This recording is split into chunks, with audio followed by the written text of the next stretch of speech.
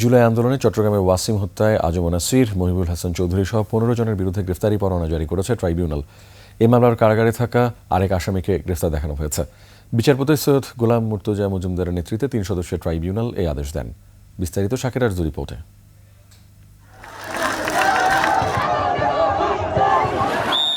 জুলাই আন্দোলন তখন তুঙ্গে।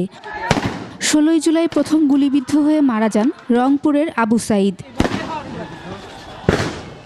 দ্বিতীয় শহীদ হন চট্টগ্রামের কলেজ ছাত্রদলের যুগ্ম আহ্বায়ক ওয়াসিম আকরাম। ওয়াসিমের মৃত্যু নিয়ে সোমবার চট্টগ্রামে হত্যাযজ্ঞের চিত্র আসে ট্রাইব্যুনালে।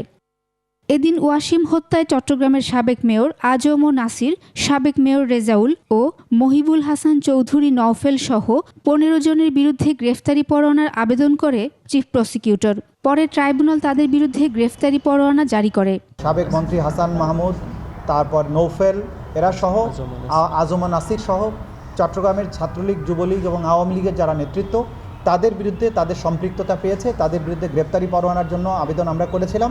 সেই 15 জনের বিরুদ্ধে গ্রেপ্তারি পরোয়ানা জারি করেছেন। জেনেক্সে শিফট করো, লাইফকে লিফট করো।